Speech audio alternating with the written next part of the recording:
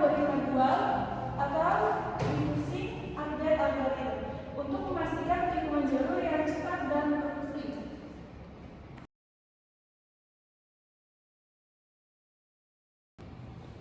Jadi ini adalah hasil konfigurasi. Jadi kita membagi menjadi 4 wilayah. Pertama itu ada Mampang, Rio, Depok Lama, dan Depok Baru.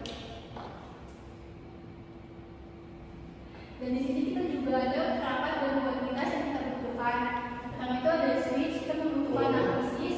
Yang kedua ada router, kita membutuhkan analisis. Yang ketiga itu ada PC, kita membutuhkan 11. Yang keempat ada laptop, kita membutuhkan 2. Yang kelima itu ada smartphone, yang kita membutuhkan 1.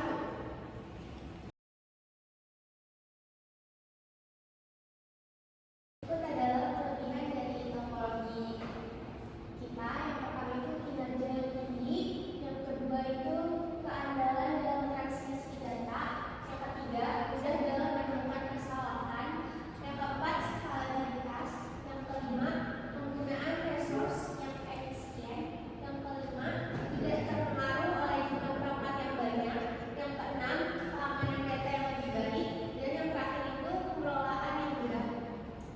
Dan kekurangannya itu tergantung oleh kegagalan pada suatu node. Dan kedua, tidak cocok untuk skala yang lebih besar. Dan ketiga, kinerja menurun dalam pertambahan node, biaya instalasi dan perawatan yang tinggi, keamanan yang terbatas, pembatasan pada jarak fisik, performa rentan pada lalu lintas jaringan yang tinggi, dan terakhir kesulitan dalam penambahan dan pengurangan node.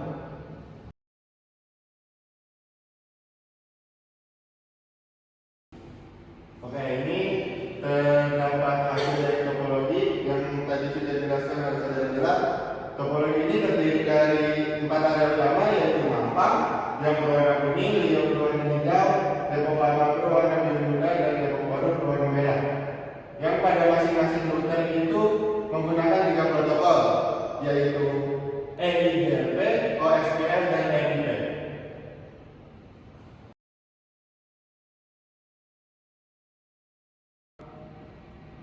Ya, di PC7 ini kita memakai IP configuration DHCP. Di sini ada IP address-nya yaitu 192.168.1.3, subnet mask-nya 255.255.255.0, default gateway-nya 192.168.1.1 dan DNS server-nya 8.8.8.8. Ini di wilayah Depok Lama. Di sini ada tulisan DHCP request successful. Berikut ada di PC3 kita menggunakan IP configuration static. PC3 ini berlokasi ada di Rio, menggunakan IP address 192.168.2.11, subnet mask-nya 255.255.255.0, default gateway-nya 0 semua, DNS server-nya dari 0 semua. Oke, ini di PC4 di area utama Depok Mampang. Di area Mampang dengan IP configuration DHCP dengan interface space Ethernet 0 dan IP address 192.168.1.3 dengan subnet mask 255.255.255.0 dengan default gateway 192.168.0.6 dengan DNS server 8.8.8.8 dengan mengambil IP address dari router Depok Lama dan Mampang. Dan di sini PC0 di area Depok Baru dengan IP configuration sama DHCP dan interface juga fast Ethernet 0 dengan IP address 192.168.1.3 dengan subnet mask 255.255.255.0 default gateway 192.168.0.6 dari router Depok Baru, DNS server 8.8.8 dan di sini tertulis DHCP request successful, berarti sukses dari DHCP router Depok Baru.